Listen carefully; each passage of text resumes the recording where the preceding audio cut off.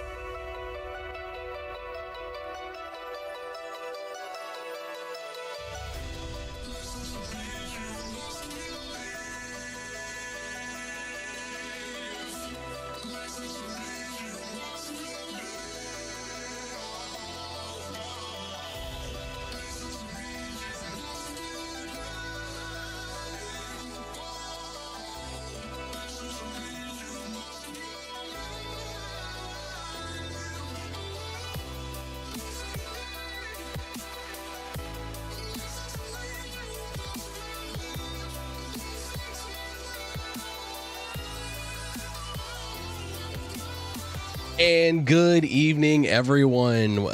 You're here with Kuroshine, here with 1HOR. We're getting ready to kick off the All-American Classic, which is going to be run at Mid-Ohio Sportscar Circuit on the weekend of the 4th of July. So we're setting off to have a good weekend, to have not only fireworks in the sky, but bring them to you on the track, which is going to be a little weird considering that it is going to be a damp race today. But the Mid-Ohio Sportscar Circuit, being one of America's oldest permanent road course fixtures, has brought classic races throughout the years, and we're going to see what we can do this evening with our mix of LMP2s and GT3s.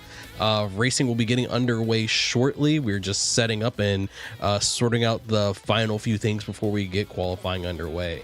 So give us a few minutes. I'm going to go grab my co-host for the day, which is Roast Race again. And we're going to be looking forward to some fun on track and take you around once qualifying gets started. So give me just a second.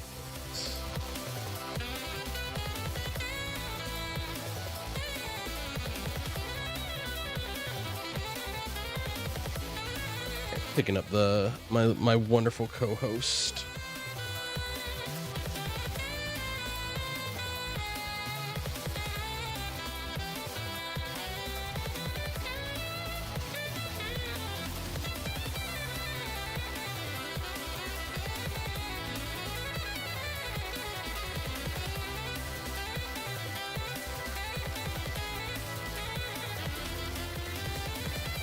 There seems to have been a little bit of confusion with how the cars and classes were supposed to set up.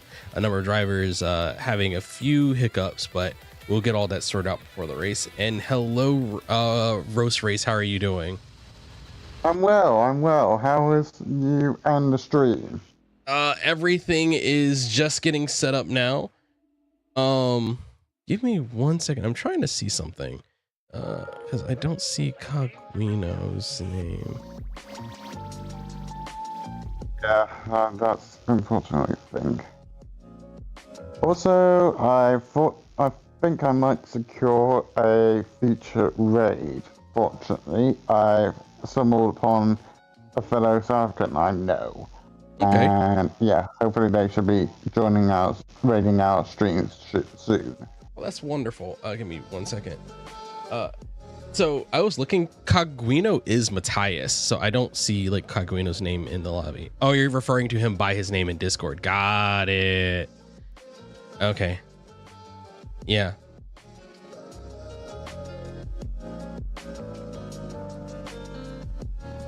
I like the fact that I'm the only one in the entire lobby who has decided to use the safety car to let everyone know that, hey, I'm spectating. Yeah, that would be a good idea. I'll probably start doing that myself. But we're looking like we're getting started for... Oh, god damn it. Muting. 1 second. Looks like we're getting started for the race. My bad. Okay, ladies and gentlemen, let's ignore these hiccups. Yeah, I promise. Pro stream. I got this. But we're gonna switch over for the broadcast as soon as we get through the black screen. I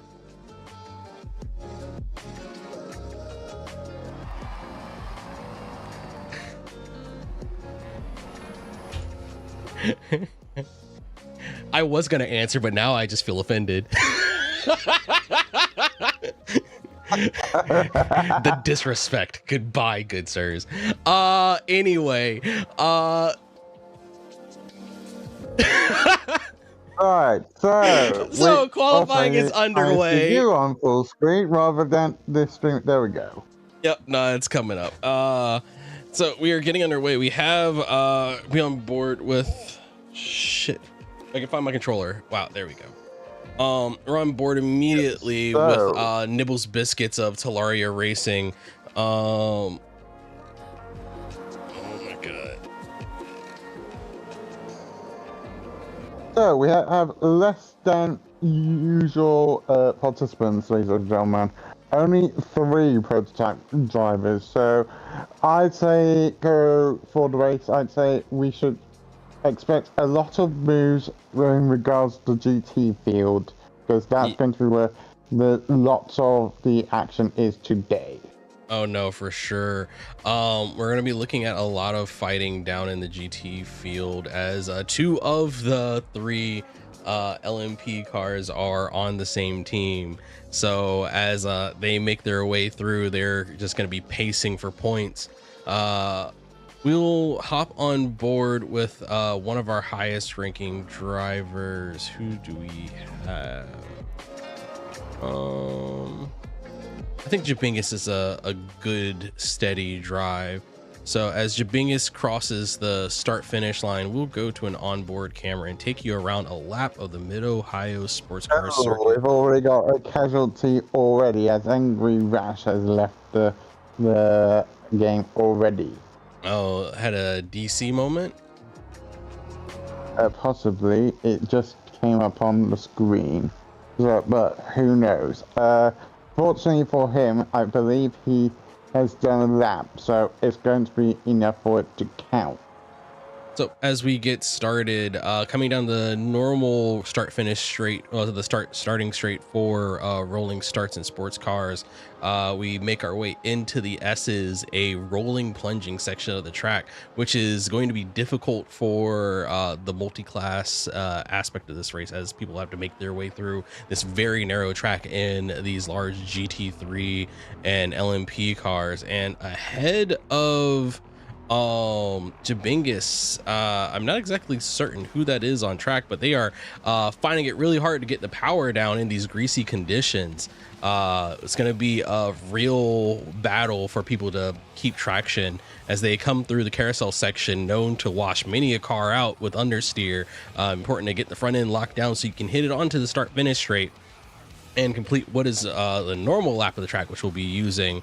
But once you get through here, it's an opening left-hander pulling your way up towards the keyhole, which is one of the few 180-degree turns on the entire North American racetrack. Another spot on the track which is high traction with a bit of a downhill grade, which is just enough to cause you to wash out and lose your power. And we're pulling back down the starting straight, or the bend, going into the S's once again, and that is a lap of the Mid-Ohio Sportscar Circuit in about 1 minute and 24 seconds, which appears to be the pace of the field for what we're going to be seeing today. So what are your thoughts on Mid-Ohio? Well, Mid-Ohio has got tendency of being a good circuit. I mean, we have seen that recently the IMSA boys have been here recently with regards to their whole racing series. Like we've got a lot of people. Oh, sorry to interrupt. I just saw in the background someone went off. Oh yeah, no, there were several cars that, or like 2 or 3 cars that had gone off. It was Jabingus, and I wasn't able to get a look at who else it was, but Jabingus rocking just straight up American pride with the flags on the wing and the black and silver car. Yeah. But yeah, this track is known to be home for with regards GT cars in particular, but I would not be surprised to see how prototypes handle this track. I mean, bear in mind it's just 3, but 3 will be enough to cause some chaos, but not enough.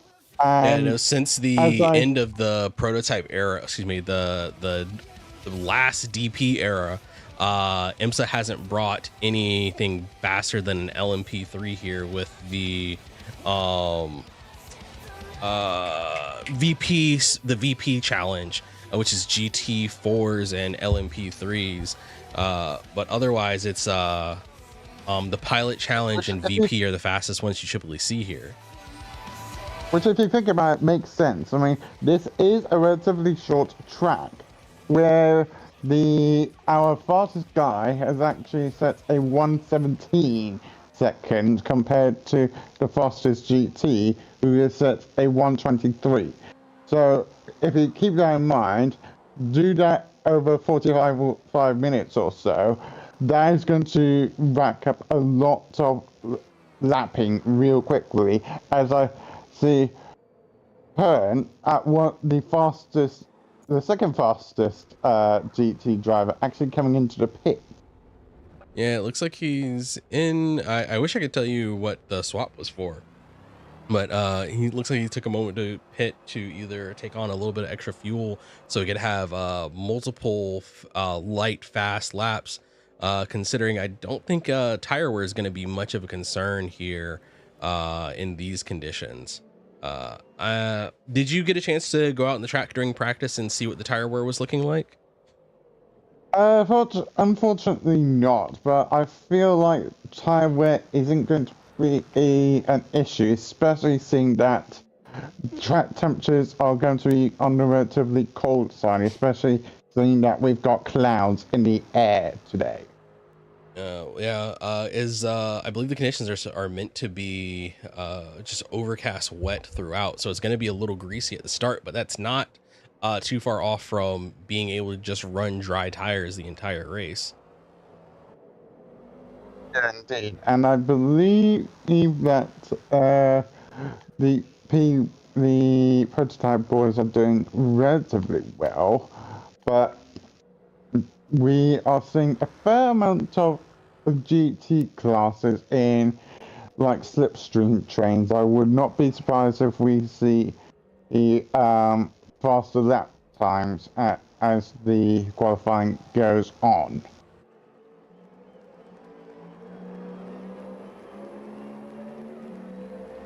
And actually, Hypo also going in. Yeah, so I am imagining people are taking multiple light fuel run stabs. Yeah, that might be an idea, but I don't see that running well in the long run because Aspect has done well and has put in a 123.6, and Konza, who is the fastest GT man, is only up by, I'd say, a few thousandths of a second. Yeah, I guess it's just a matter of like, what is your choice here? Because ultimately you're only going to sacrifice maybe 2 laps of an 11 lap qualifying session in order to be able to have multiple bites at very light fuel runs. As in one, I guess like the other one is like you'd be sacrificing just building up just repeated rhythm in the car. But equally, I don't see the point of it because sure, it might be good for you to do indicators. Oh, hello. Speaking of, Aspect has also jumped into the pit lane. Yeah, it looks like that is the play that many people are going for this time. Let's see. I don't have, thanks to the way the timing table works, I don't exactly have a very good look at what we're looking at for times. I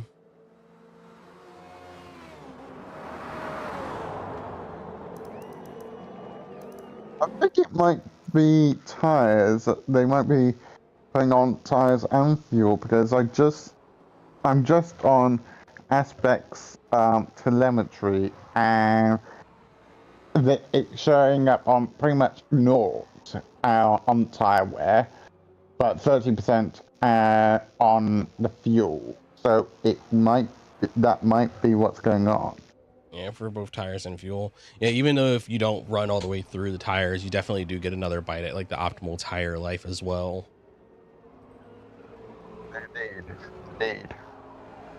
I believe by the looks of things, judging by the top 3 in GTs, the 123s are pretty much optimal pace. And then if going down the field, we are looking at 124s on average. Yeah, it looks like we're going to be pretty stacked today. As we see Summer Sky having a bit of an excursion off to the beach. No, excuse me. She was at the top of the keyhole, not quite the beach. Summer Sky having a little bit of a off there, showing the importance of traction going through the keyhole section. we're looking at a range of 123 to 125. So definitely the rain or the slick conditions are proving to be a great equalizer. Seeing how this evolves as we work into a dry line throughout the race will definitely be interesting to see who can capitalize on that the best. Yeah, the Sky taking a very tight line coming through the second of the S's heading up towards Thunder Valley. That Corvette is looking like a bit of a handful out here. Yeah, I wouldn't be surprised. And I'm looking at Techno. Even he's having a bit of a struggle. I think that play today is going to be who's got the drivetrain and who's got their drive all set up correctly. Because if they got it a little bit wrong, the car is going to snap back at it. Yeah, and I think an easy front runner that we're going to be looking at today is going to be Nibbles Biscuit. Nibbles Biscuit, one of the more dominating LMP as he has a long off coming out of turn one. Nibbles Biscuit. Unfortunately, it looks like he just isn't going to be able to catch a break if I put my focus on him. But Nibbles tends to be one of the faster routine drivers that we have here, outside of some of the league, excuse me, the team occasionals that drop in. But Nibbles tends to have very strong pace in any prototype that he's put in. I don't know if because I don't think Nibbles raced last week, did he? Let me check the results of last week. Need to check. Anyway, I just noticed Hertkind has gone for his second pit stop. Yeah, it looks like they're trying for 3 rounds at it. Yeah, I don't think that's going to be a good idea if you ask me, because I'm looking at the table and it's only him, Aspect, Hypno, and now our Rash has decided it's a good idea to do a pit stop. Running a 1, 2, 3, 4, and I think Aspect was another one. 1, 2, 3, 6. It's it doesn't seem to be hurting him too much. At least for in qualifying, if you're able to put the lap in and do so confidently, you're not really paying the biggest penalty for taking an additional stop here.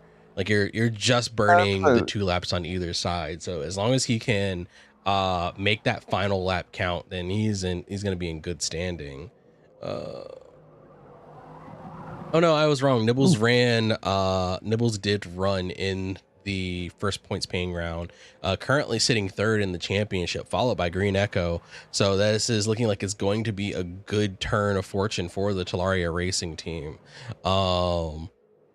Nibbles an odds-on favorite. So much this time round, as I'm looking at the leaderboard, and Green Echo has disconnected completely, showing up as DNF. Oh no, I see exactly what you mean. We'll have to keep an eye out and see if Green Echo should be able to make it back in. But if he does suffer connection issues throughout, it will definitely be an issue. And hello, Blumpus Motorsports, how are you doing? Sorry for missing your comment.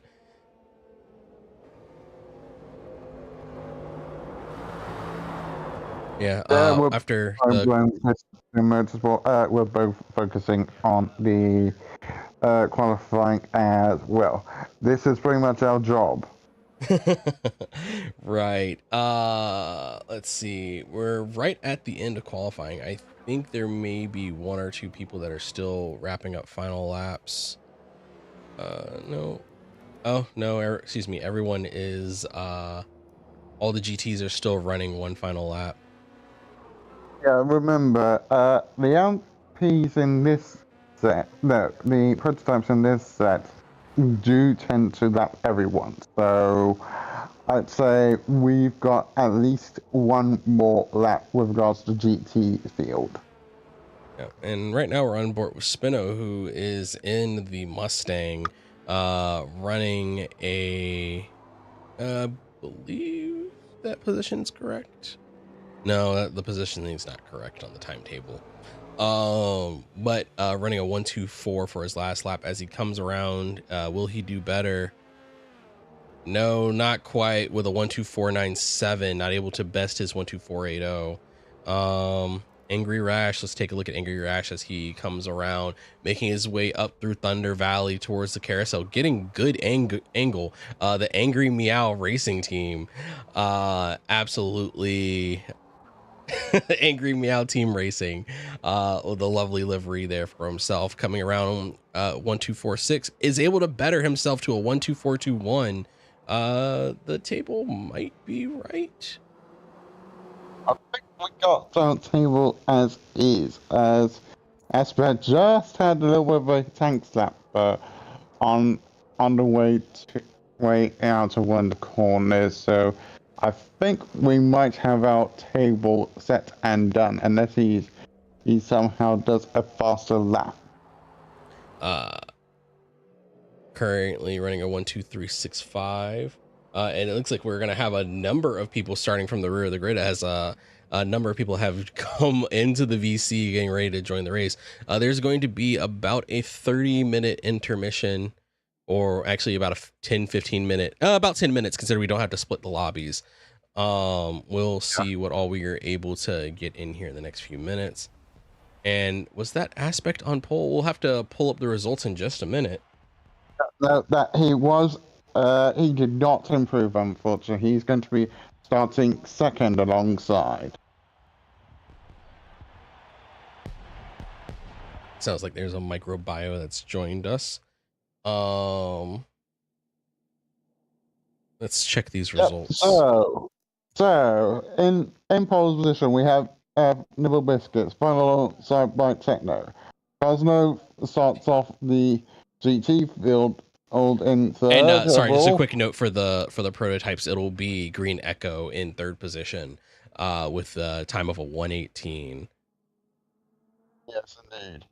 And then SRT, who I coming in, I believe, pole on the GT start. No, sorry. It's TNR Cosner. I'm looking at this. Cosner is first, then Hirokai in second. Aspect is on third, Hypo fourth. And Goodie Bag is going to be starting alongside us in fifth, with Angry Rash in sixth. Dominguez in seventh. Kazni is going to be in seventh. And looking at our standings, comparing that to what we have here, TNR Cosner currently in second place in the overall championship for the GT class. Cosner starting on pole with 1, 2, 3. With 3/10. So Cosner is in for quite a fight with only a 3/10 gap between the first actually with the first 6 drivers, only about 4/10 of a gap. Not seeing it expand a whole lot more until we get down to, I believe, the 5th position on the GT field. And if you give us a moment, we're gonna have to switch lobbies as we set up for the race proper. Let me also make sure we have a screenshot. So give me 1 second. We're going to do a BRB while we get everything together.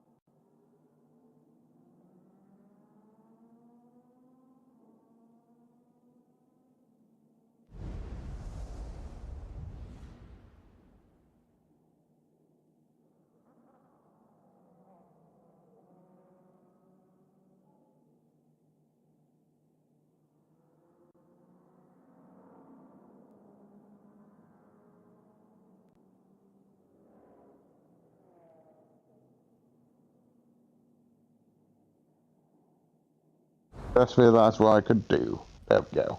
And oh, cool, Maple Valley short. We're resetting the lobby, so Aspect is getting He's things set up doing right the now. reset, which is understandable.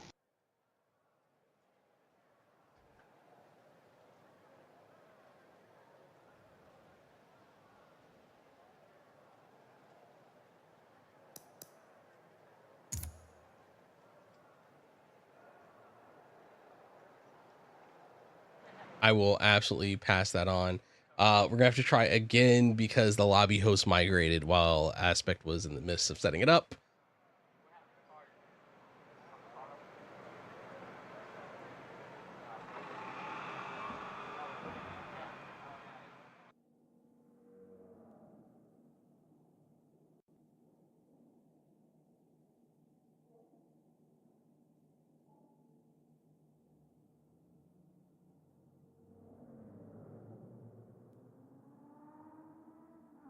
Mm.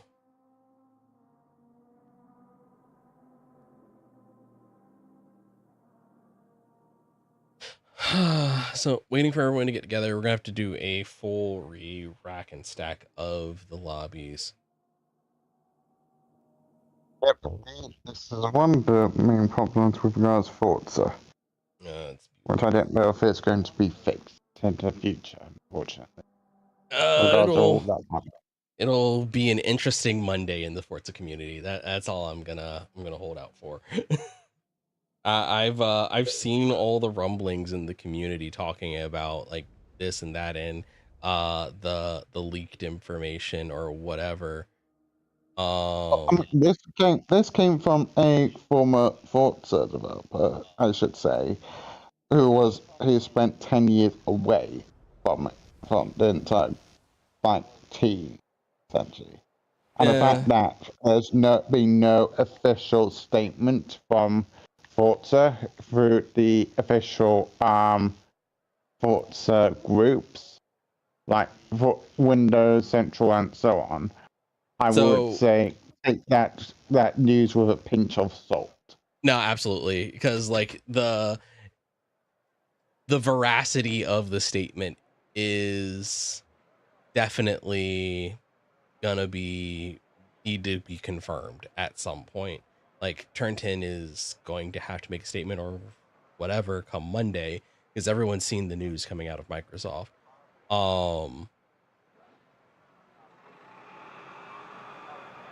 Give me 1 second.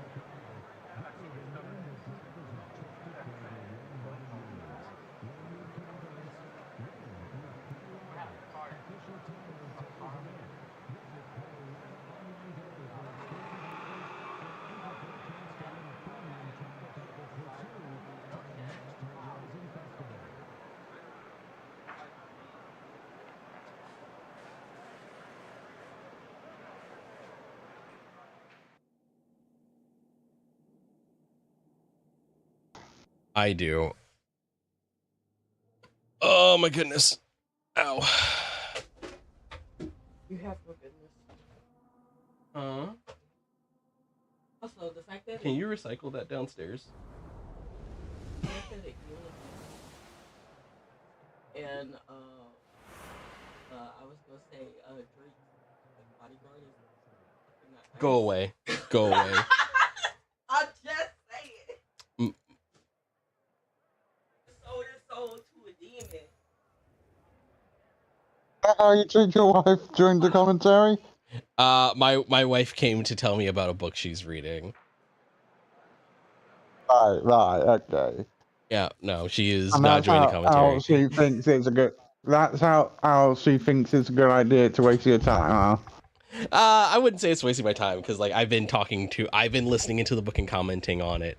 So she was like, okay, let me come tell Right, you about okay. the dumb thing. Well, not necessarily the dumb thing, but what's happening in the story.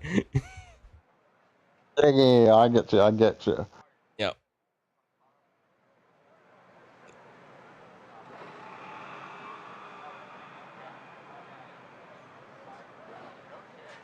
All right, now the circuit appears right. We just got to get everyone in the right lobbies and cars and all of that stuff.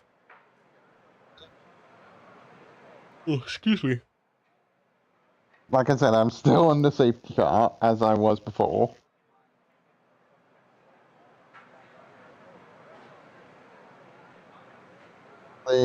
I'd say it is the 2000s or the early 20 late early slash mid 2010 version of the Formula One car, safety car, Oh, what's that one? the SLS. Ah.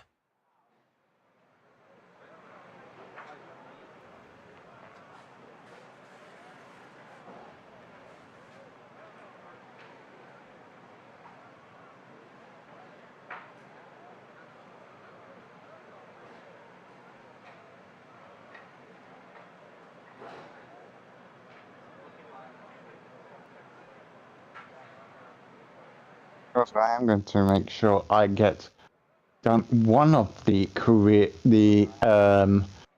cups, the race to born the Born to Race series, I believe it is, because that one, if you complete all of it, earns the Aston Martin, the new Aston Martin GTE car.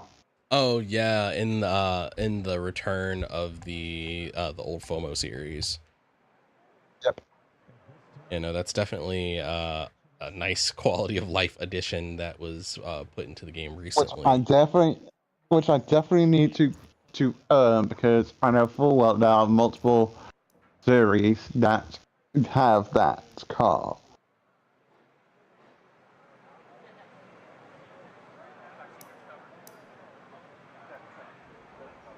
So it does look like our lobby has expanded. We're sitting at about 22 people. 22 people in a race, so we got 20 drivers. Picking up a few more LMP drivers. LMP2 drivers Yeah, with just techno. Uh, Techno and I think Echo are the only ones that have. oh, never mind. It's me. It's me. I am the other. Yeah, techno's the only new one. It is I. I am the reason that I am confused. Yeah, you can see what I mean. Because if you tap Y on my one, you'll see what I mean by safety car.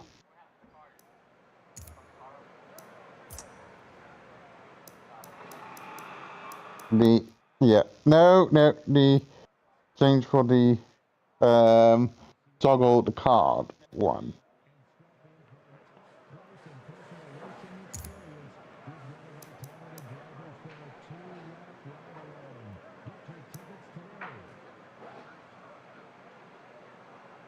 Oh well, it doesn't show up. Unfortunately. Yeah, I can just see that you're in the car. I don't have the. It doesn't give me the livery. Yeah, no, Maybe once it that's loads a in shame. properly. Yeah, no, I'm just getting. No, some of them it loads the livery. I guess it'll just be a little bit until it populates properly.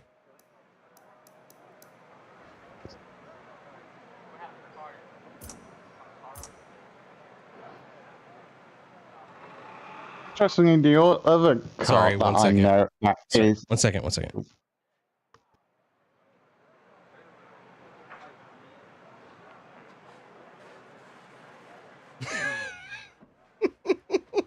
Okay, now aspect needed the order, and I was nice enough to post the screenshots we needed.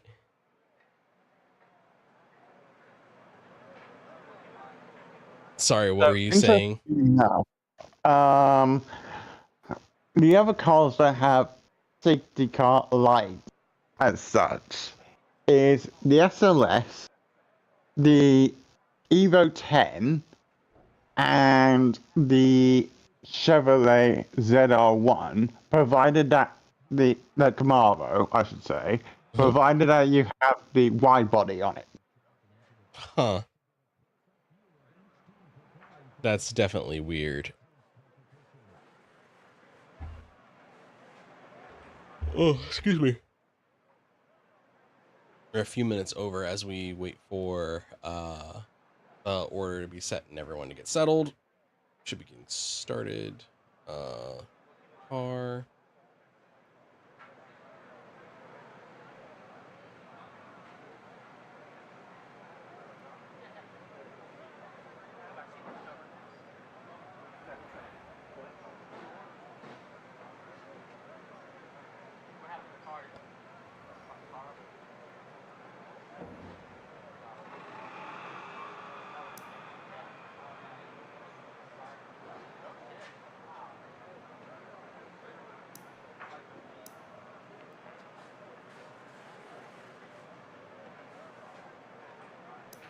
All right, we only got a few more people hopping on.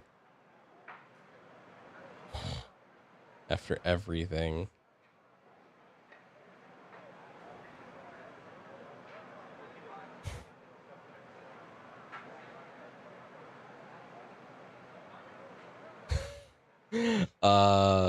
Technical difficulties are nothing uncommon for many Forza Racing series, unfortunately. So we'll make our best to grind through. And I'm seeing some rainfall on the cars as we sit here waiting. Let's set up. Ooh, that'll be interesting. Event info. Yeah, I see like the conditions are set to overcast wet, but oh, I can always go to the event setup to see what the weather card is. Right. Event setup. Let's have a look. So it looks like it's just set. That is looks like we're just gonna have overcast wet. So overcast wet. Yeah, it's gonna be overcast wet throughout.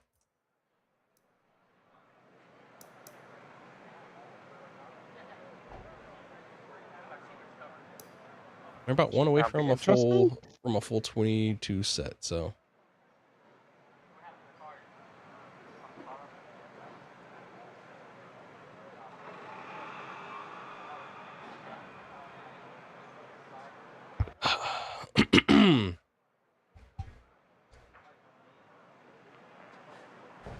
and thank you for the well wishes for the race, Burb, or Mr. Fraught Meteor.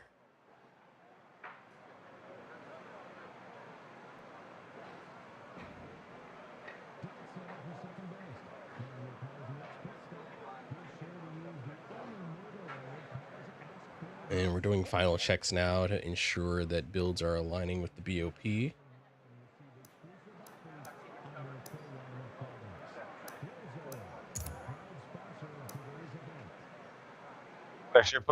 Oh well, no, I'm not going to be doing it because on my car that should be the big red flag saying, "Hey, yeah. I'm not doing this." Make sure you're rated up for spectate.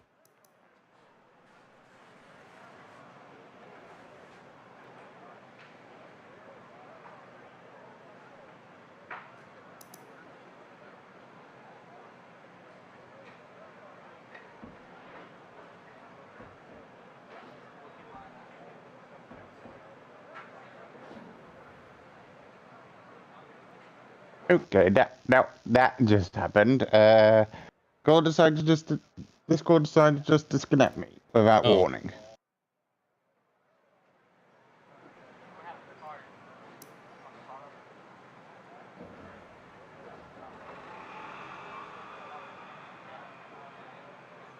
Let's hope that doesn't happen again. Yeah, hopefully.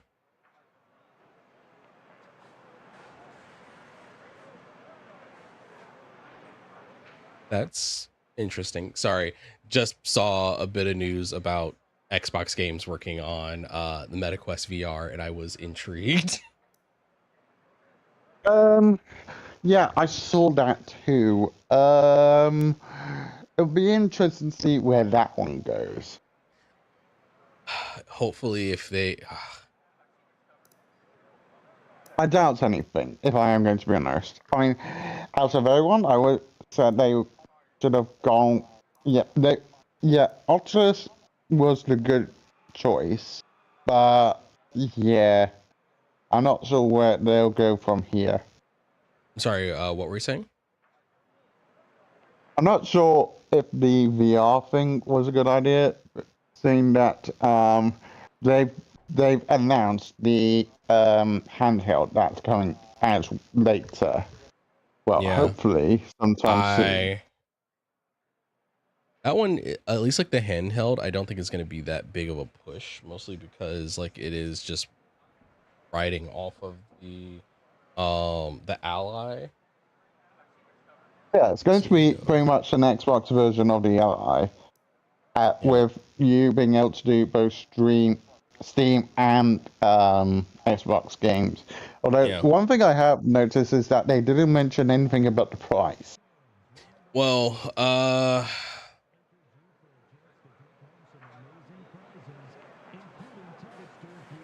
Because I mean that's going to be a big talking point. Because I expect it it's to be significantly more than the normal Ally because it's got the Xbox branding on it, and the fact that I there's two versions of it. I don't think it's going to be that much more than that, than the standard Ally. I think that you're likely going to be seeing, the it'll cost about the same as the Windows version of the Ally X.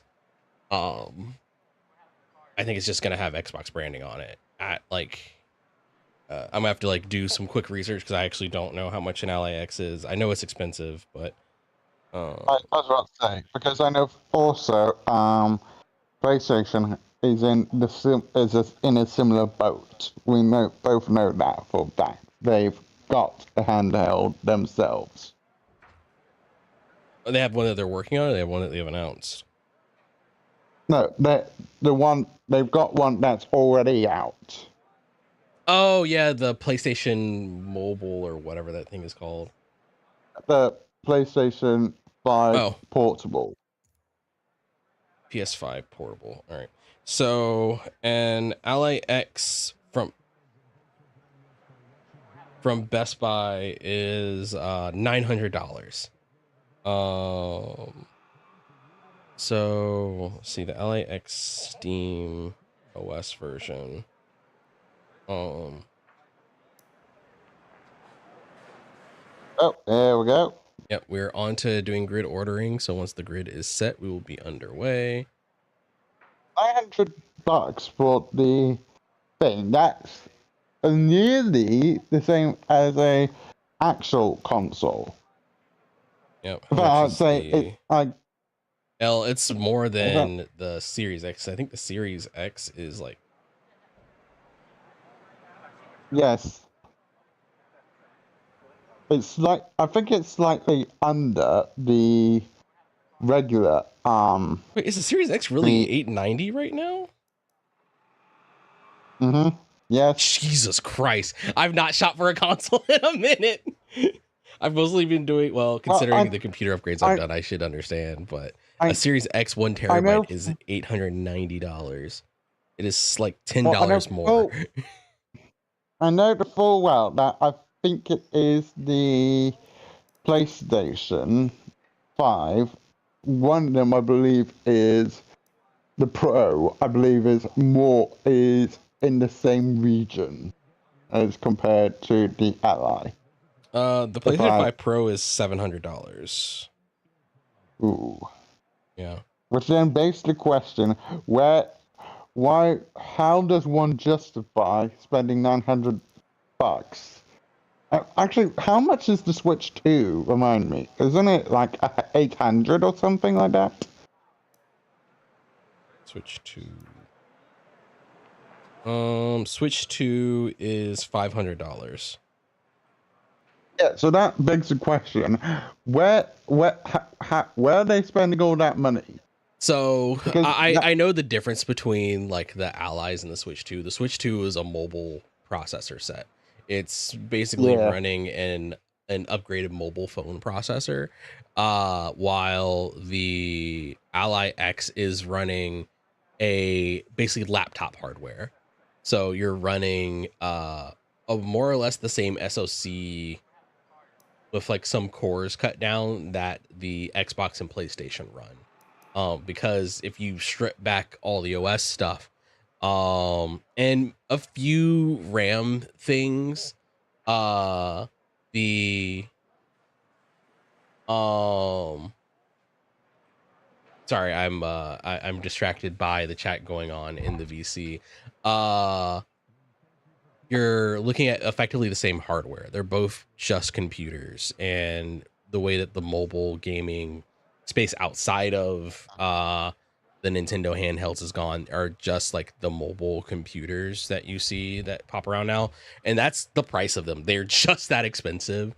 Um, it's not even because like the Ally, I think the Steam Deck is $700-ish. Steam Deck. oh, Yep, we're underway. Like the cheapest of the handhelds is like the Legion Go. The Legion Go is explicitly just for streaming games. The hardware can't run much stuff locally. But as we say, we're getting ready to get underway. We'll be doing a rolling start doing the game. I'm sorry, I clicked the wrong button. There we go. Didn't mean to make you double look at my ugly mug for a second, but we're going to get the game underway. We have the racing VC up as an option. I will bring it up once the initial call out gets made that we're going green, and we will be following right along for the action from flag to flag. So we are coming around the corner out of the carousel onto the traditional start finish rate. 3, 2, 1, and we're green. We're green. We're green. Coming across the line, we have Nibbles Biscuit leading for Delaria Racing, pushing wide, trying to set Techno Guy off to the side, but Techno Guy gets around on the run up to the keyhole. Down in the GT field in the background, Cosner and Henrique are side by side approaching the keyhole, and it looks like Cosner is able to eke out a spot in the head. Nibbles gets around taking a wide line to get ahead of Techno Guy, who looks like he has some struggles getting into the first corner. As they make their way down towards the S's, we're more or less in order besides from where we started off this race. Matthias starting off in P4, but staying very close by the rest of the LMP2 field. It looks like out of everyone, it looks like Kiwi Switch had a bit of an issue getting started with the GT field, as they are far far to the rear of the rest of the field. And we're gonna go on and switch back and take a look at our fight up at the front of the GT field as Henrique stays on the bumper of Cosner. We got a big battle going on for third place in the GT field, I will admit to, as we got a big fight with Aspect in the middle of it. And Goody back, I believe, who is our first race with us, who's actually doing rather well, chucking along in third place currently. And Goodie Bag in the Shell McLaren is setting good pace, just ahead of Aspect, looking really steady in that car. The GT field very close to each other as they run a little bit wide into T1 as cones are all over the track. Oh, hello. Oh, and Matt is going down the field. Yeah, Matthias looks like he had a bit of an issue getting tangled up with the GT cars, getting bumped around by Hypo, putting Hypo off. Hypo as well. Hypo having to fight to recover. Let's take a what. I was about to say, what's going on? Has he got damage or anything that might suggest he's... No, he's not. I think he's gone off. Yeah, it looks like Matthias has had a bad off and had a very, very sloppy rejoin, affecting a bunch of the... That's going to be pending an SI. When you get off, it's entirely on you to do a good rejoin. If you do it badly, all the fault is going to be on you. And Stuart are very, very strict when it comes to rejoin. No, for sure. Now, Matthias is trying to work his way through the GT field, getting to one of the problems that we're going to be seeing with multi-class racing here in these cars. These are wide cars on a very narrow, twisty track with very few clean opportunities for overtakes. So Matthias has got to put the power down to try to make it happen here on the start-finish straight, but making some very risky moves to work his way back through traffic. Yeah, he's going to have no choice but to do those risky moves, but I fear that might not be worth it in the long run, as that bad rejoin is going to be in for significant SI. I do not see him getting away with that scotch-free. No, for sure. Now, checking back through the order, it looks like we have Aspect working on Angry Rash. Matthias, Matthias has gone off again. Matthias is off down in the beach, looking like he was attempting a dive and was not quite able to make it happen. Trying to find a gap in the GT3 traffic is just putting him back further and further as he slots in the overall P13 position.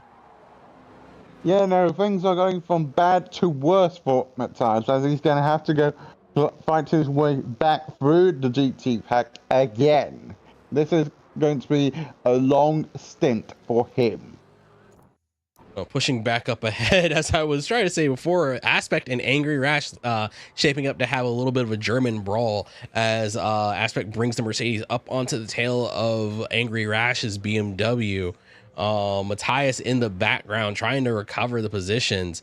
Like I was saying, when the LMP cars make their way around, finding a good passing opportunity is going to be really important. Looking like either making moves going into the keyhole or on the start finish straight are going to be the safest moves they can make, because as we saw, Matthias overjudged the stopping capacity of that LMP2 car and found himself taking a trip down to the beach.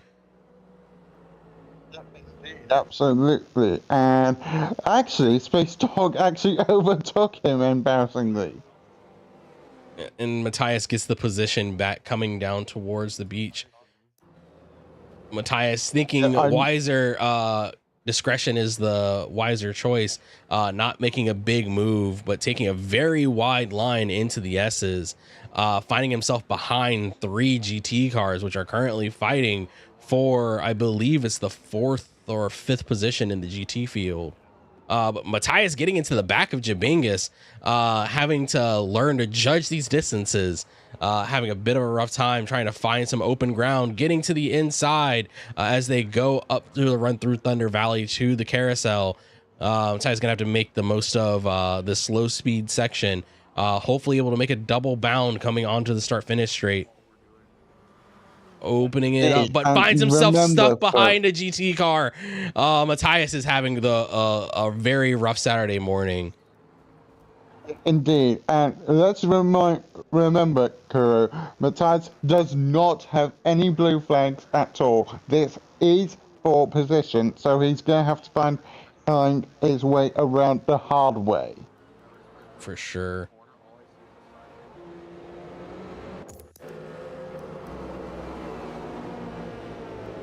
And as we follow, Kinshi gets overtaken by Matthias coming down towards the beach. If he's able to get it done, he goes on a very deep line. He makes it stick this time, but stays way to the inside. Holy shit. Hello, I think I saw Cinch having a very interesting meeting with a wall. Or I'm sorry, as who? I went on board with Biscuits. Last place is having a very tough time. I just saw him spin off and meeting the start finish straight wall. Matthias has another big off, unfortunately, finding himself all the way at the back of the GT field this time. It is definitely going to be a struggle as we see the GTs make their way into traffic.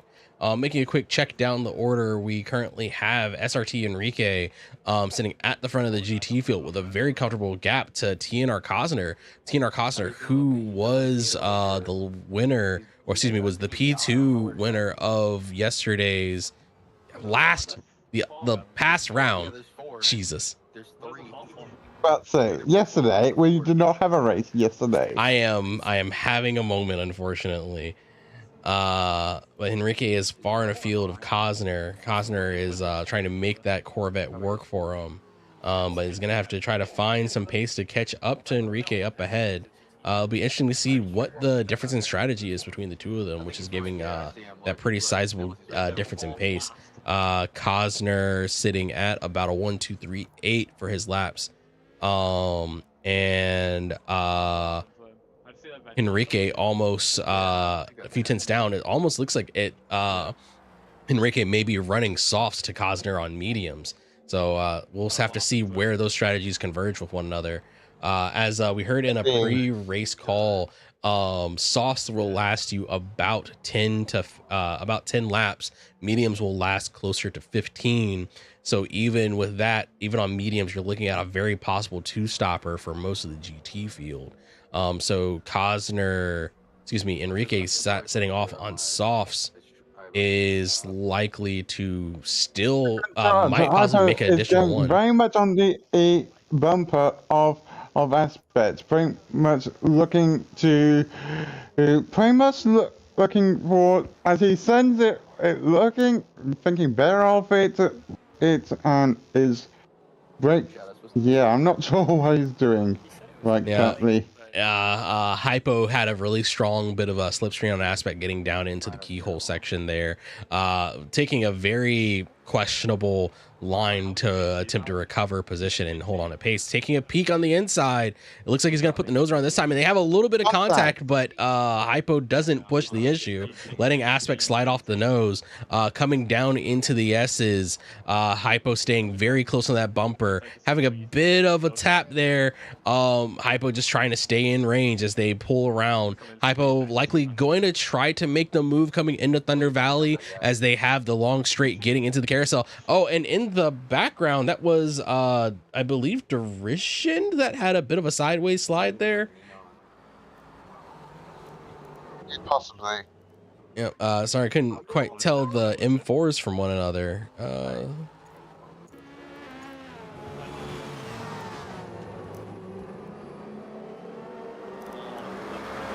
Oh no, I think that was Angry Rash that unfortunately had a bit of a fall off there. Yeah, Angry Rash was the M4 we saw getting sideways over the hill. There's still some things he hasn't realized. There's some things he doesn't realize until 2016. Like, he didn't realize there was 3 people going. Things look to be quiet for the time being as Hypo goes on side by side, taking in the lead from the aspects for the time being.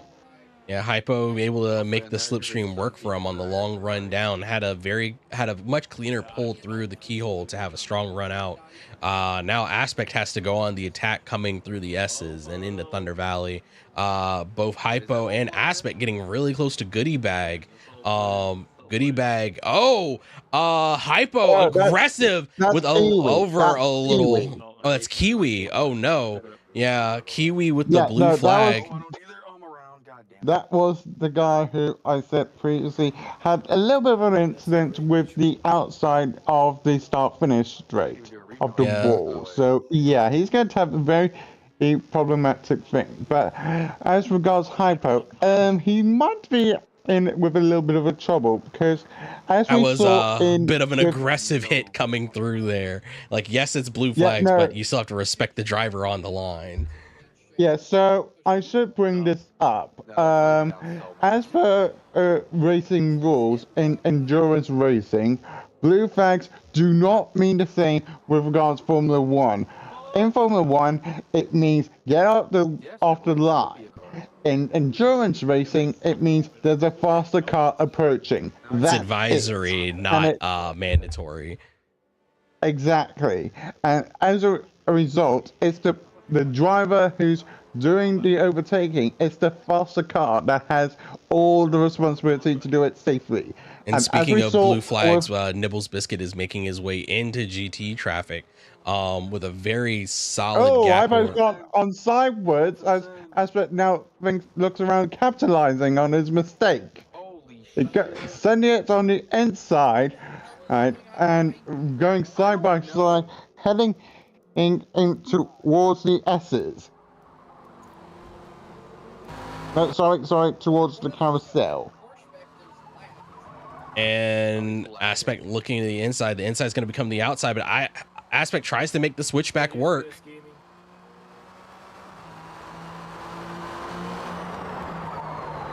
I should say, whilst these two are battling, Angry Rash is silently closing the gap as we see his beamer in the background.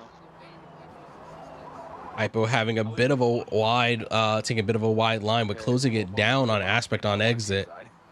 Aspect not quite getting good drive out of the keyhole, and Hypo is able to start putting some distance down.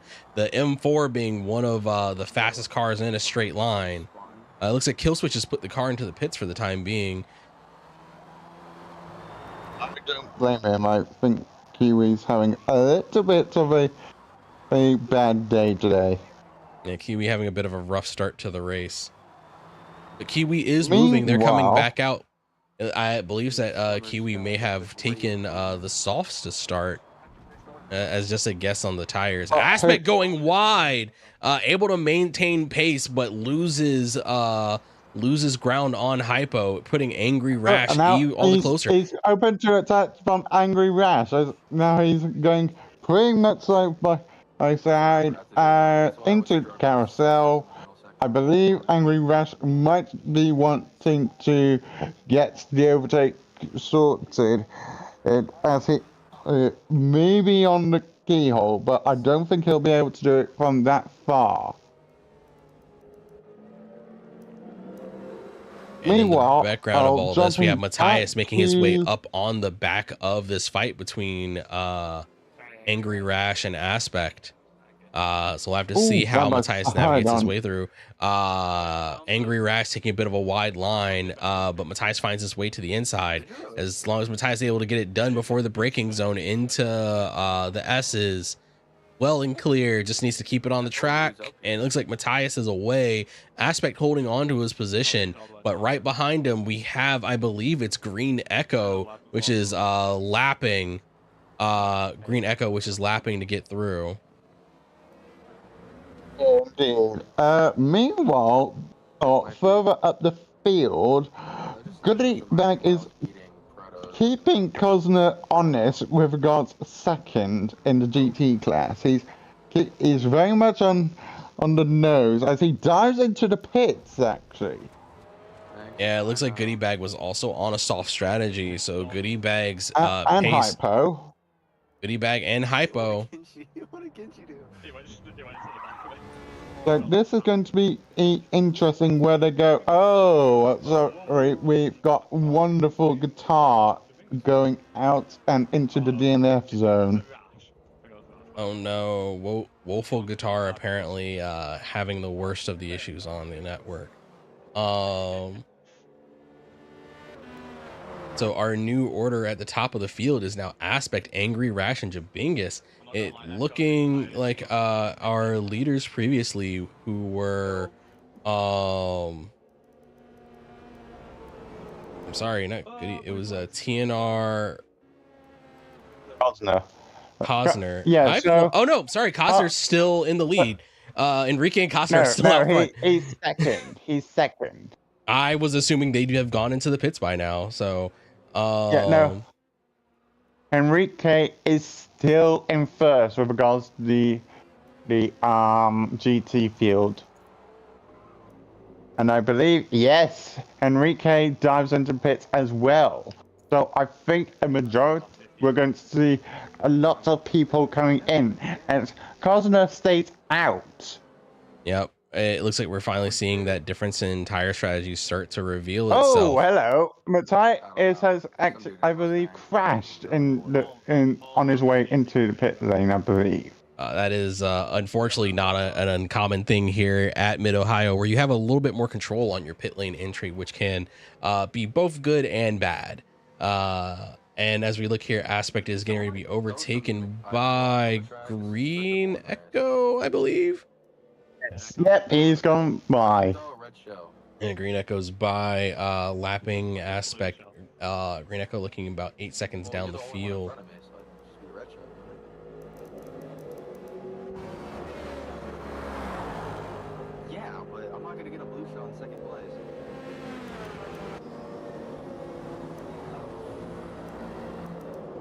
my god. Staying back to the middle of the field, Spino is right on the rear of Goodie Bag, who's come out of the pits on some fresh tires. Spino looking to the inside, not able to make a move happen there. That big Mustang on the those two big Mustangs on the back bumper of the McLaren, not able to make up any ground off of each other right now. Yeah, Micro is actually a part of that train. So, yeah, a Goodie Bag is going to be working that McLaren overtime, trying to make sure none of those Mustangs get through. As we see, both Green Echo and Nibbles entering the pits. Meanwhile, Techno stays out. And Techno Guy taking over the lead of the race. Nibbles quickly in and out of the pits, taking likely just fresh tires. I'll just see when I get out of the pits. I Oh. can't see how many laps are on this race. And checking back up, Matthias is into traffic again, not able to make it happen before the start of the keyhole. Gonna have to make a long run down to try to make up some space. Matthias still working his way up from his no good, dirty, rotten day, unfortunately. No. Matthias is going to be working very hard, unfortunately, and he's let down. So, quite frankly, he's going to be working a lot to get past this GT field. So looking at the front of our field, it's TNR Cosner to Aspect. TNR Cosner with a long, comfortable gap to Aspect, with SRT Enrique on the back of Aspect. So it'll be interesting to see. Let's take a quick look at what their times are looking like. Enrique putting in a 1:41 on their last lap, which is likely their out lap, and Aspect on a 1:23. So we'll have to see what ultimately Enrique and Aspect are able to do. And speaking of blue flags and lapping, Space Dog has been off track, giving Micro the position away. And Matthias having a very bad moment, missing the braking zone and just collecting. God, I can't even tell who he collected on that one. Matthias, bit of a wrecking ball trying to make his way through the field. Oh, and Kiwi's has had enough as well. Yeah, I believe the person he collected might have been Rash. Yeah. And speaking of at the front of the field, TNR Cosner makes his way.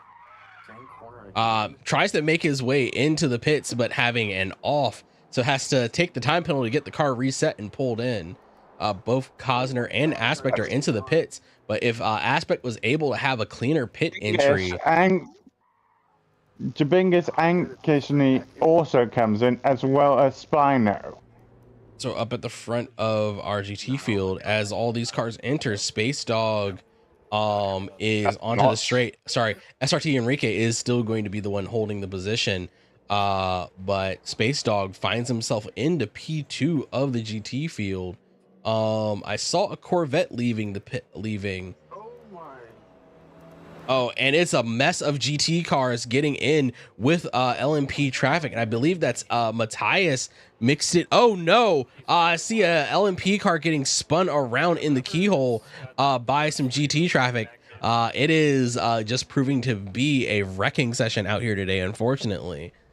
And you then wonder why Matthias ends up backing out of the race as well. Yeah, and then you wonder why IMSA has decided not to do their whole prototype races here. You wonder why.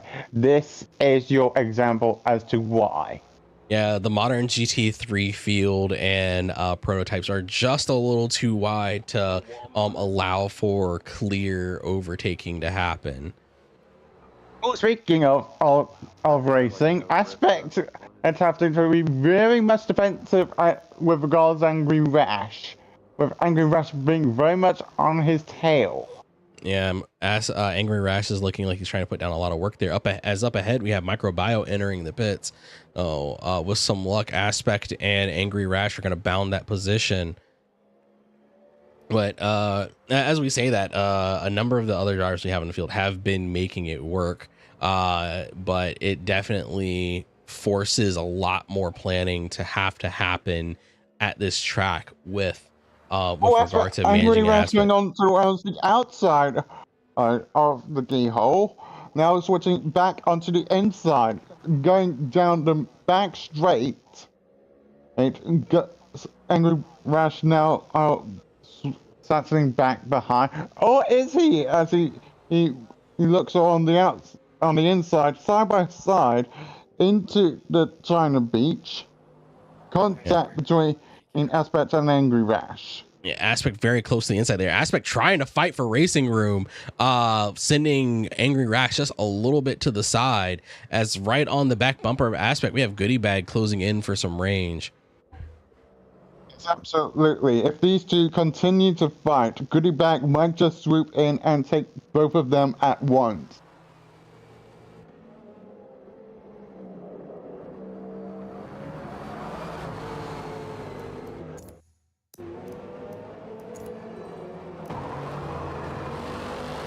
Oh, further up the field, Cosner is overtaking Space Dog.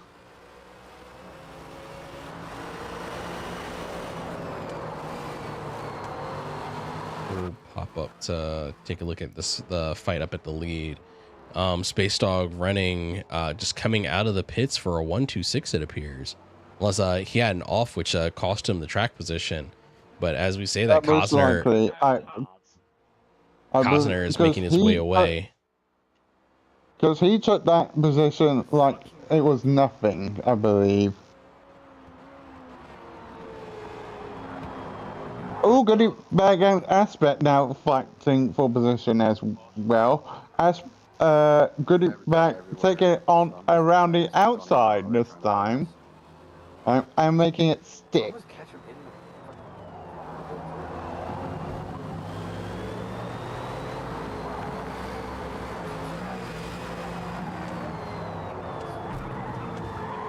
Ooh, Aspect glancing off of Goodie Bag's bumper, sliding real wide coming into Thunder Valley, sideways off the side of the track.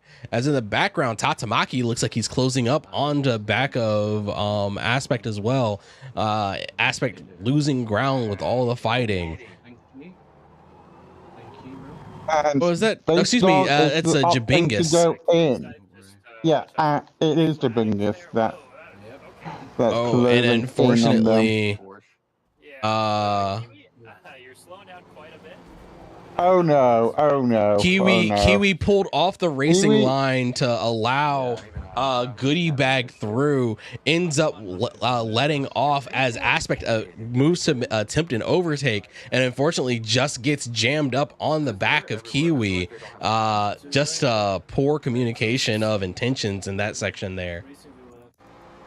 Yeah, no, unfortunately with regards to these blue flags, sometimes they get you go off at the worst possible time.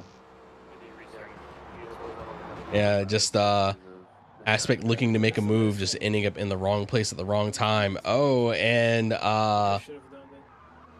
Kenshi unfortunately going back and forth with Kiwi. Kiwi trying to do the best to stay out of the way. Just ends up in all the wrong places, unfortunately.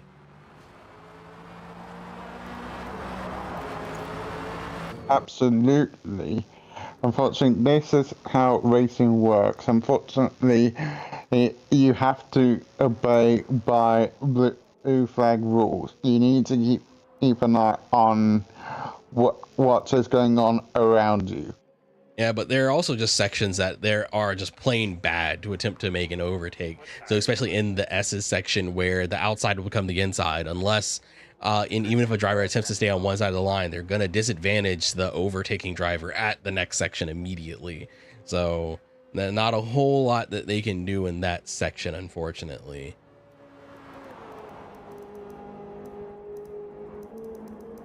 Just it's the unfortunate position of the overtaking driver to catch up to the traffic at a poor part of the track. I think, but I'd be inclined to say things are starting to settle down a little bit. Yeah, Kinchi finds himself lifting off, letting Spino through. Kinchi, excuse me, Kiwi letting off to let Spino through. Yeah, I Spino a believe bit up this the road might from be Kinchi. I have a good feeling that this might be Kiwi's first time with us, and actually first time ever driving with us. Yeah. Because So by the looks of things, he's struggling a lot with that Porsche. yeah, it is an unfortunate learning curve, but we all got to start somewhere. So up ahead on Yeah, the road, indeed. we have Jabingus and Aspect trying to fight each other for position at this point, which would be 4 overall, 4 in the GT field. No, it's for sixth in the GT field. Yeah, 5th and 6th. My bad.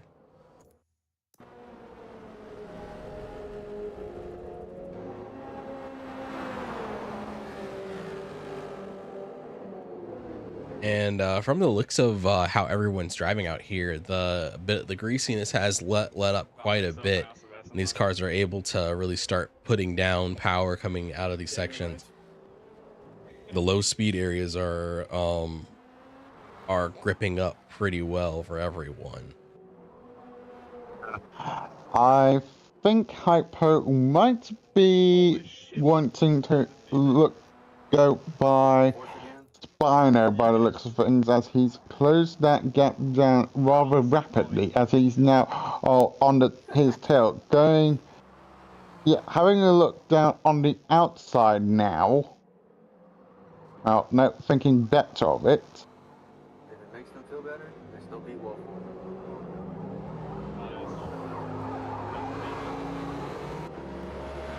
don't think they are, but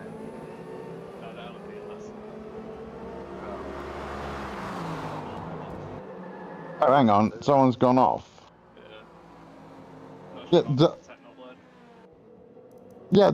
Durison is off. XV, yeah, XV having a bit of a shaky going off and rejoin. going into Cosner. Yeah, shaky Nearly rejoin, almost going coming in into contact with Cosner. P2 of the field. Yeah, P2 of the GT field. That might be, that I would say is a bad rejoin if you ask me that. It's not great. They did try to stay out of the way, but it was just very poor timing. Yeah, no, not even still, bad rejoins. Like I said earlier today, bad rejoins are very harshly scrutinized. Get it wrong and you will be severely punished. So up ahead, we're having Goodie Bag on the tail of Angry Rash. Goodie Bag trying to find some space, find some speed to catch up to the back of Angry Rash in the M4. what happened here? Yeah, indeed. Oh, having a bit of a blackout. Yeah, it's having a blackout on my end as well. Oh, well, Derision I falls see. off. Derision's gone out.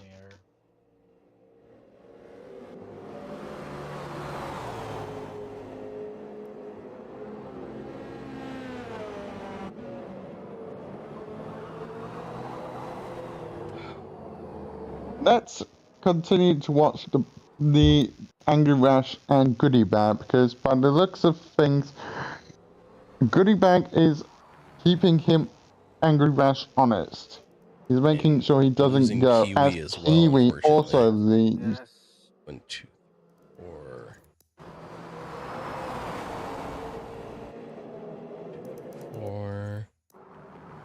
1, 2, 3, 2. Goodie Bag appearing to lose some pace in the fight. Also deciding to go Oh, into the Goodie pits Bag's to end going up the fight. in. So Goodie Bag might have just disengaged from that bell and deciding now it's time to go into the pit.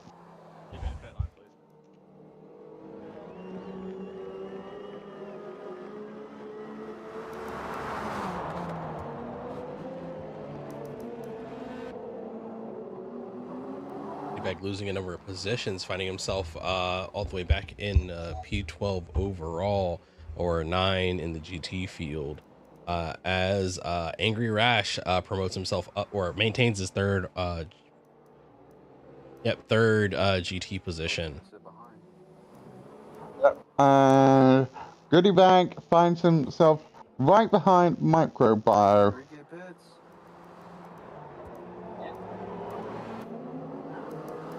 A Goodie Bag right behind Microbio, as we have the prototypes making their way into the field now as well.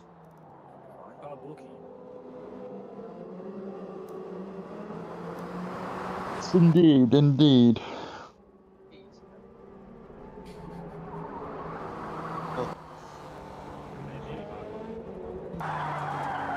And saying that Angry Rash takes his time into the pit, so we'll have to see where Angry Rash finds himself coming out on. Oh, that's gone badly for Techno, as he's gone into the wall.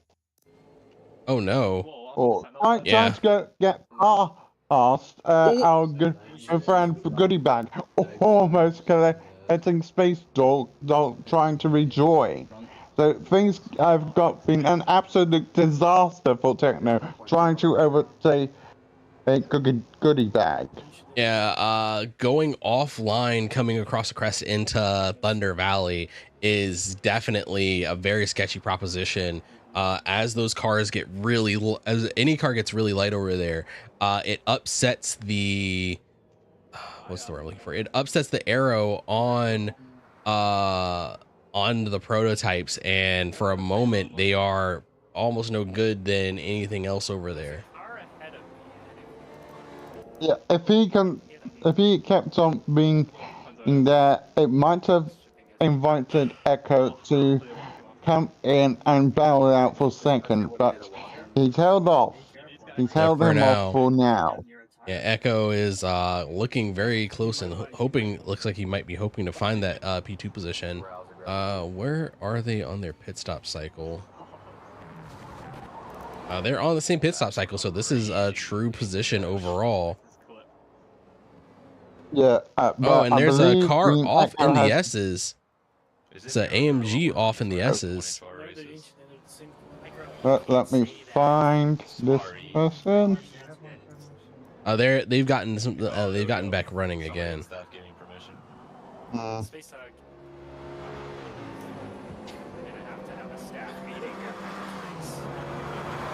Green Echo going side by side. Not Green Echo, excuse me. Techno going side by side with Goodie Bag coming through. Yeah, I believe Techno might have better pace than compared to Green Echo. I'm looking at lap times between two. Fastest lap time for Techno was a 1:16.4. With Green Echo, his fastest lap time was a 1:17.3.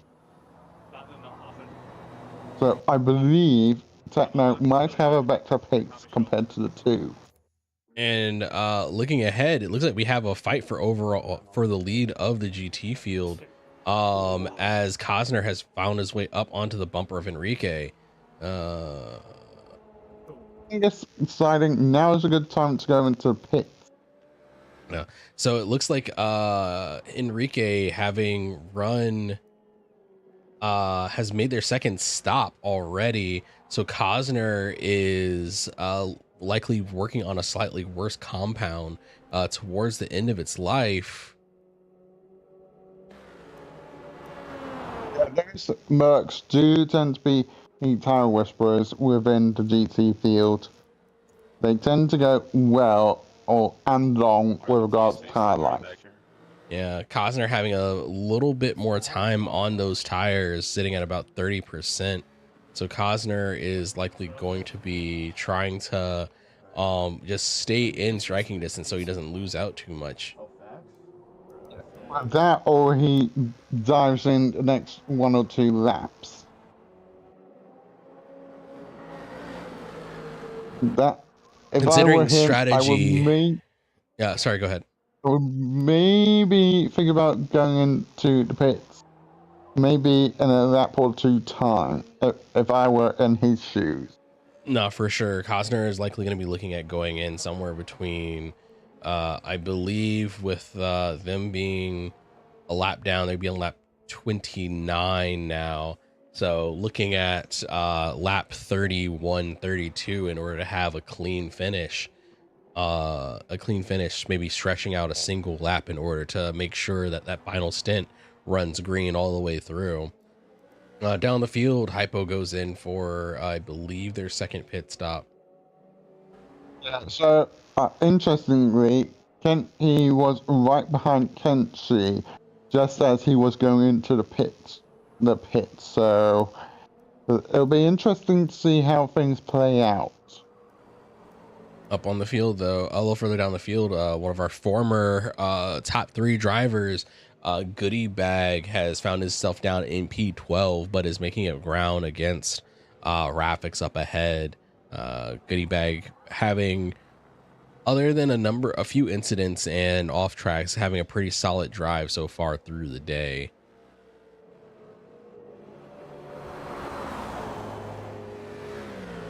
Yeah, and Techno is going by and making sure he does not repeat the same mistake as he did last time.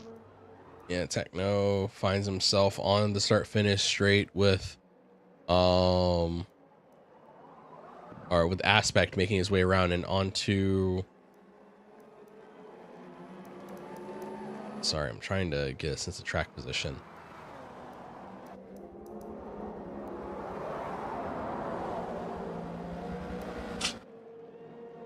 Just gotten entirely lost at where I am. Techno now on the ride. Professionals, ladies and gentlemen.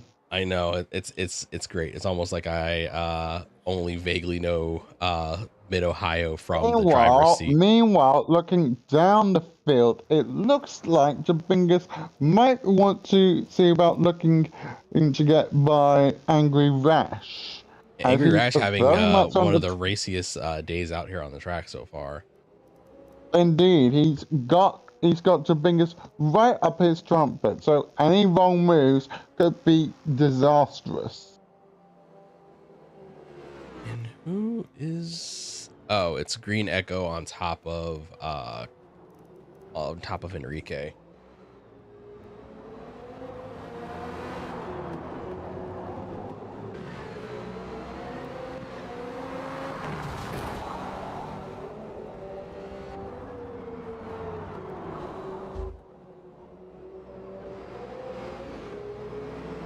Jabing is continuing to fight on with Angry Rash just up ahead, but not able to get that Corvette through any gaps in the field.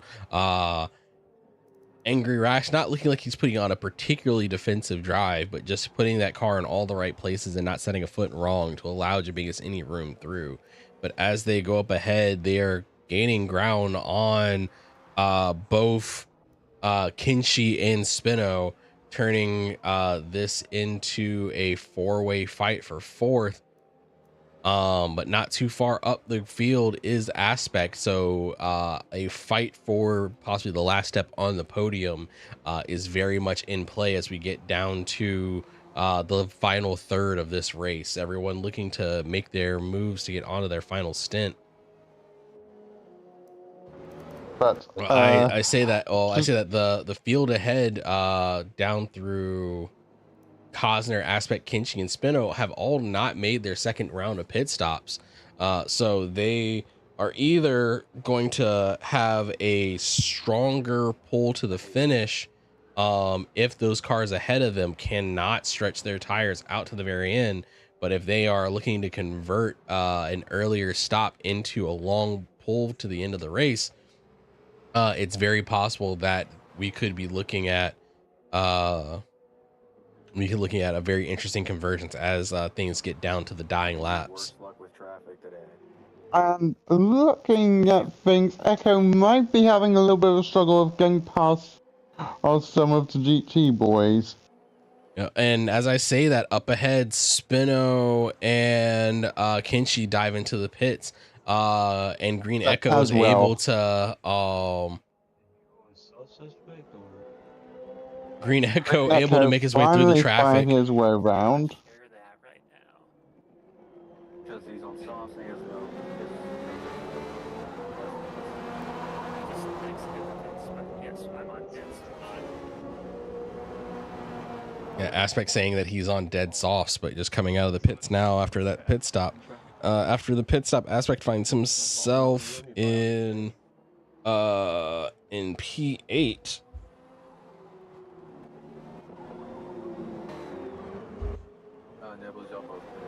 P8, P5 in the GT field.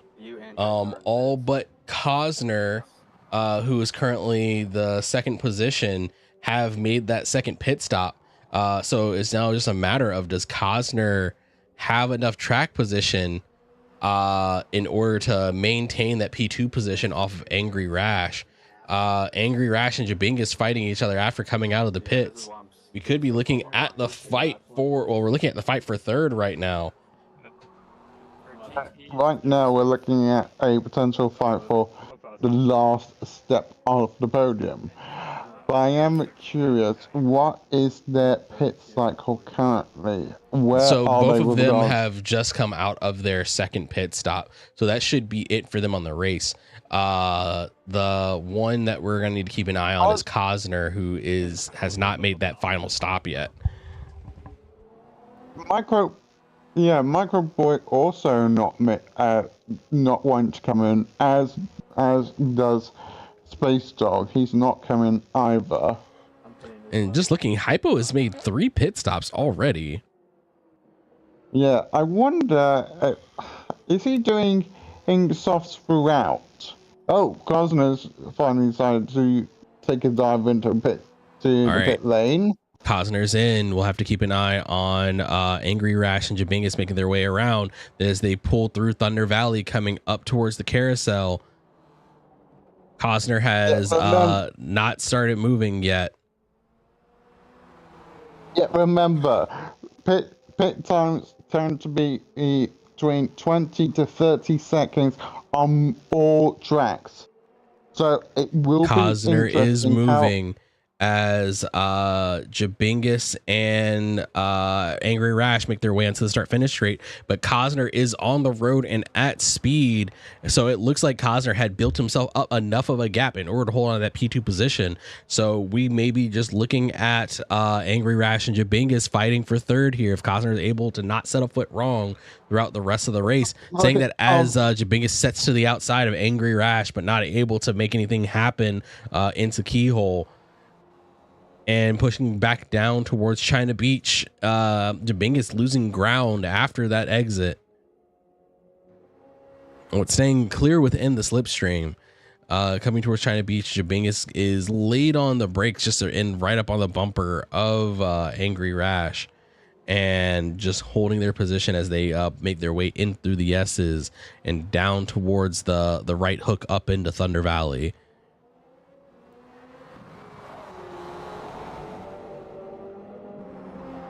Meanwhile, for fifth, we have got potentially a 4-way train for fifth, as Aspect is leading that train, making sure he does not mess up once, because there's at least 3 drivers that's more than willing to take that position away from him. As we sit back with Hypo sitting on the back bumper of Goodie Bag, as just behind them, Microbio makes the dive into the pits for their final pit stop. Hypo on a 3-stopper, interested to see if they're able to keep running those tires out to the very end. I'd say potentially doing softs now is actually a very good idea because they'll see them through to the end.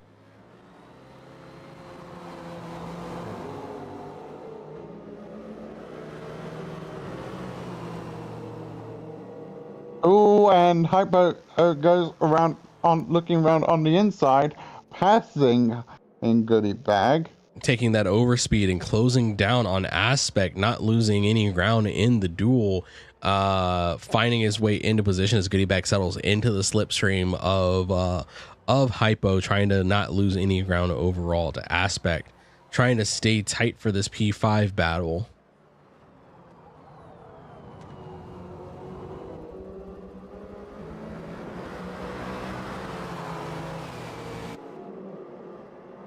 And just a quick note on the prototype field, Nibbles Biscuit has pulled off to a commanding lead over Techno Guy and Green Echo, mostly just having battles as they work their way through traffic, trying to not put in the laps to get to the end of the race.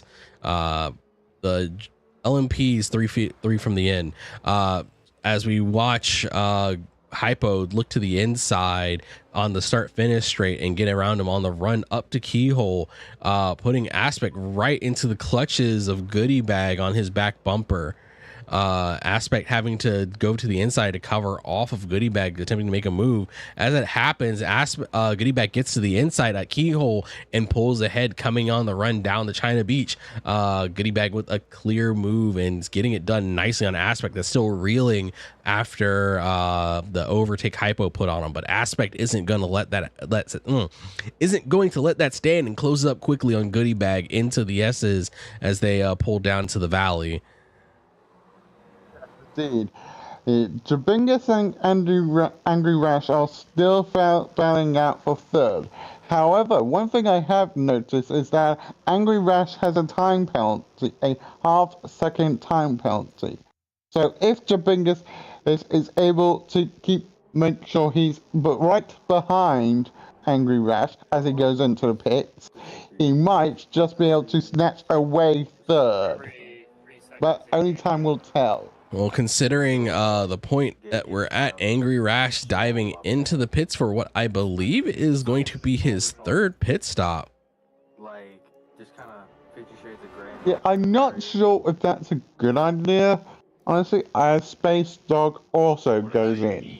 No, that is likely going to be the death of Angry Rash's contention for the podium. As let's do a quick look.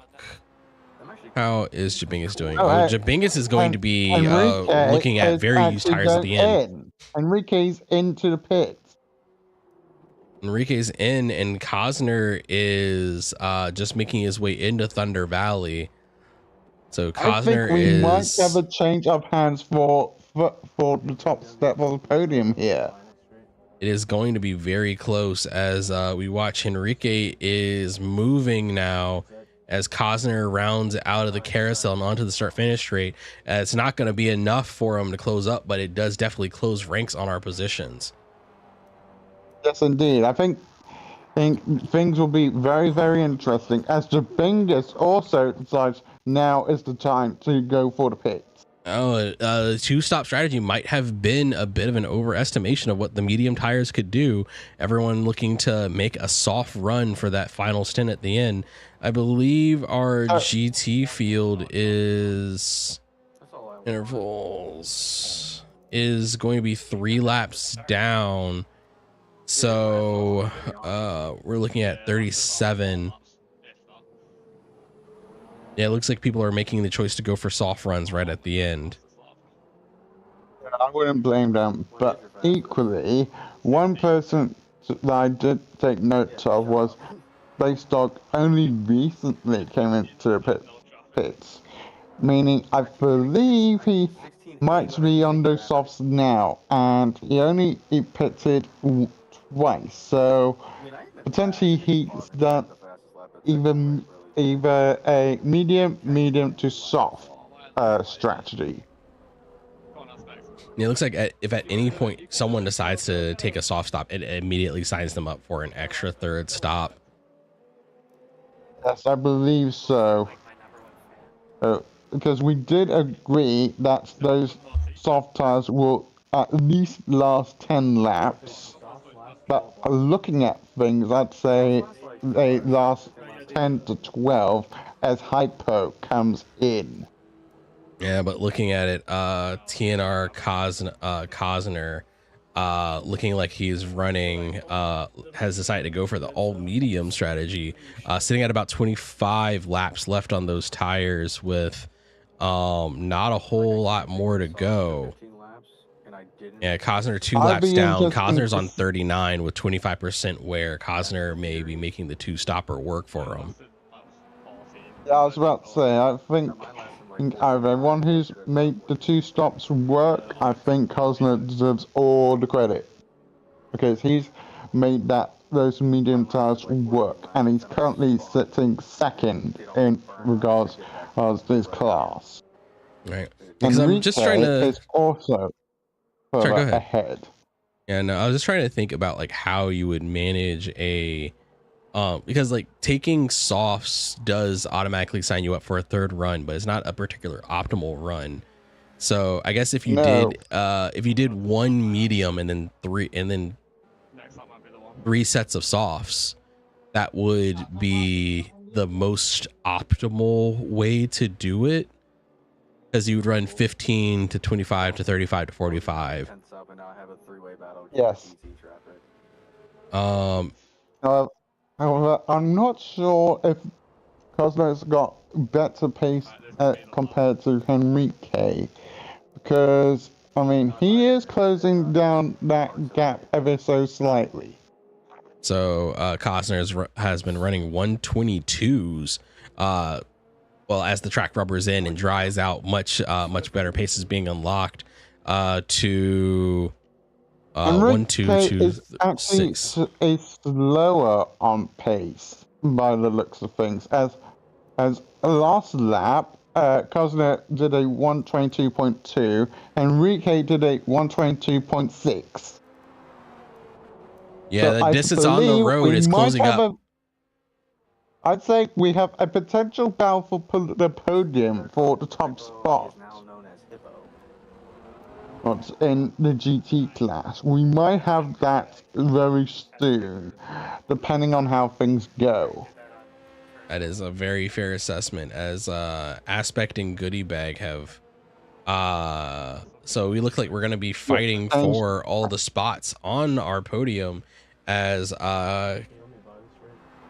Enrique and Cosner close on each other. Goodie Bag close onto the tail of Aspect. Cosner having a lap or 2 more to go until he finds himself down on the back bumper of Cosner. But right now we have Goodie Bag immediately on the tail of Aspect, closing through. One thing I will say is, even if Goodie Bag gets past, he then has to make a 1-second gap between him and Aspect, because he's got a 1-second penalty applied to him. Ooh, that is going to be hard to overcome, as there's not a whole lot of space left in this race, as Goodie Bag is now just on lap 40. So with 5 laps left, Goodie Bag is going to have to pull a pretty big lead over Aspect in order to solidify that position.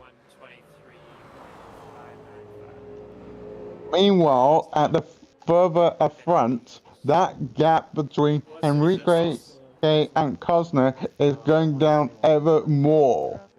Yeah. As they're now both on the start-finish straight. Yeah, Cosner can practically see the draft of Enrique opening up right in front of him.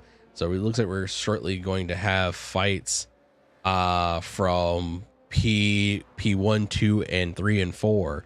We'll have to see who's able to take the victory and who's able to take the final spot on the podium. Indeed, this shall be interesting. Meanwhile, in the prototype field, I'd say it's all set and done. Yeah, Green Echo is making those struggles through traffic, has unfortunately not been able to get their way all the way through.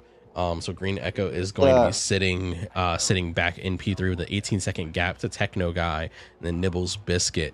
We're coming down to the penultimate lap of the race for the prototypes.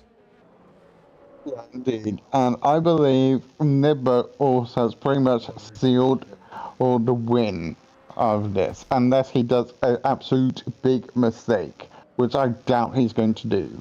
No, Nibbles is, if anything, is a fairly consistent driver in the prototypes that we've seen in the previous rounds in the series. 121.9. Indeed, indeed. He's definitely got pace. And look at that gap, 10 seconds between him and Techno.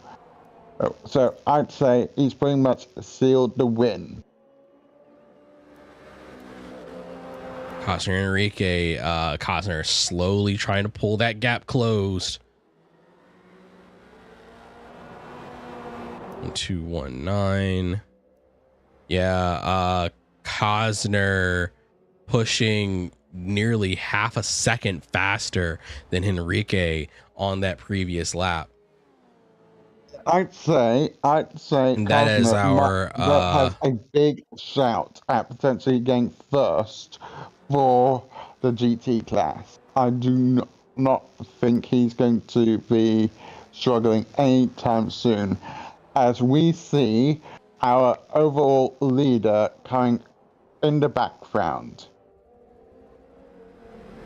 Looking to take the final few corners of this race. Honestly, if I were Nibbles Biscuit, I wouldn't push the advantage. I would honestly sit in the back and let these two fight it out up ahead, as he has a guaranteed win right on his hands. As we watch Nibbles Biscuit on board, approaching the start finish straight to finish the race, and Nibbles Biscuit clinches the overall win for round two. I think that's yeah. I don't think it actually contacted him. I think it's just because of our spectating view that it causes it to look like there's actual contact there. As in the background, Techno also crosses, and Green Echo making its way through the final carousel. Now, even though the car is not contacting those GT cars, it is distracting. So Enrique and Costner, as they pull up on these final laps of their own, Costner finds himself getting into lap 43 with only a few seconds gap ahead, as Jabingus and I was going to say we're going to be seeing Jabingus and Aspect fight, but Jabingus has lost ground to Aspect over the last few seconds. And Aspect likely settling into his P3 position unless any mistakes are made.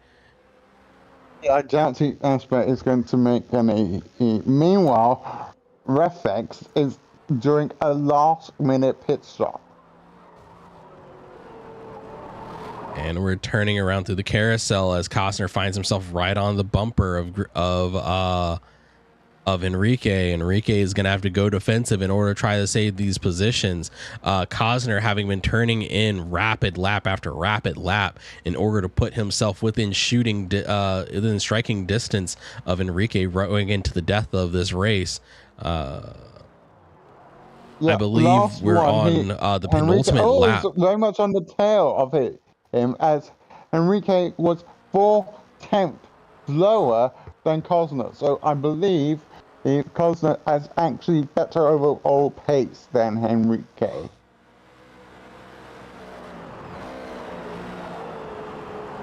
All thoughts about going along the inside of the beach, choosing otherwise.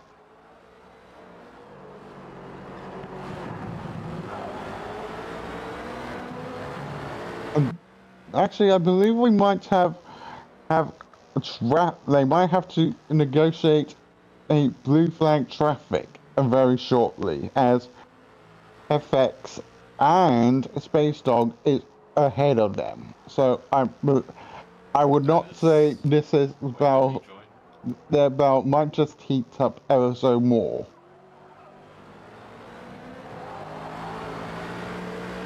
Oh, and Costner getting a little squirrely coming off of the carousel into the start finish straight as we make our way around T1 and up towards Keyhole. Costner pushing hard, using every bit of the track, getting loose onto the yellow curbing, and AI Unreal LMP2 is lovely in the way, of course. with Me- all that said, that- we're likely, if not on the penultimate, on the ultimate lap of the race for these two. And Cosner is steadily losing a little bit of ground, not able to find anywhere to launch a strong attack on Enrique. Enrique defending for his life to hold on to this ultimate position. Yeah, having said that, Cosner was actually slower than that last lap, 1/10 slower. Yeah, that's the price Cosner's paying to attempt these overtakes.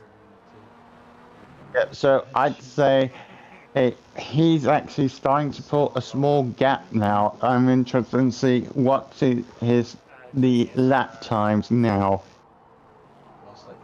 as they go onto the start finish straight for potentially the last time. Enrique has done a 1:22.4. That's the race for Enrique and That's the race Cosner. for that. Yeah, as Enrique locks up P1 for the GT field, Aspect is making his way around out of Thunder Valley and up into the carousel. But very close onto, in the background we have Jabingus, but it does not look like Jabingus is going to be able to make up ground here as they enter into the carousel. Jabingus is not able to close it up. Aspect seals the final step on the podium. Aspect is P3, Jabingus in P4. Andrew Rouse P5, Microfiber. Oh, Microfiber coming along in P6 as Kenji goes off, having to sell for P8, I believe. Yeah. That was the last corner was an absolute disaster for him. I'm having to give away I believe, one space.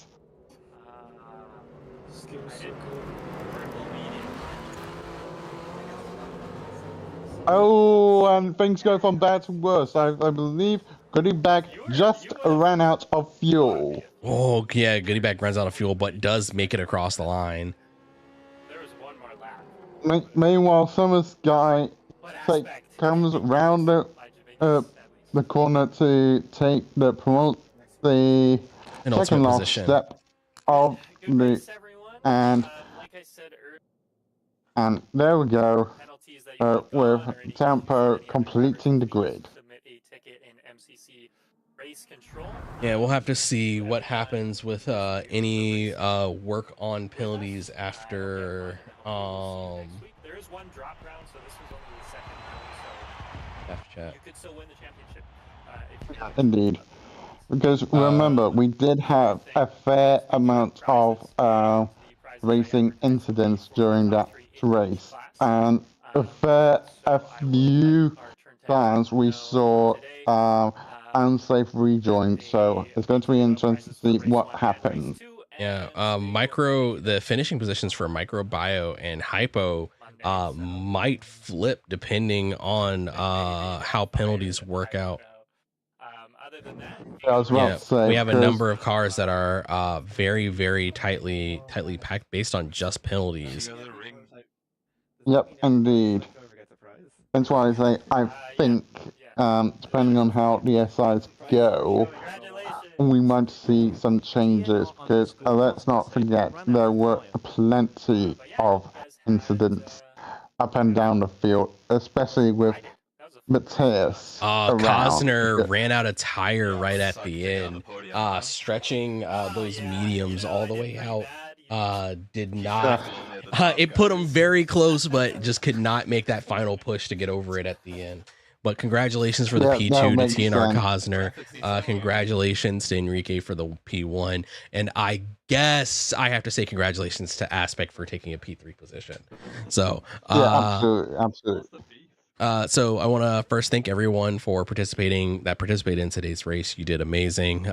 It was definitely a very challenging effort in the tight confines of Mid-Ohio on slippery conditions. As we move on to our next round, which will be, I don't remember our schedule. Oh, I have it up here.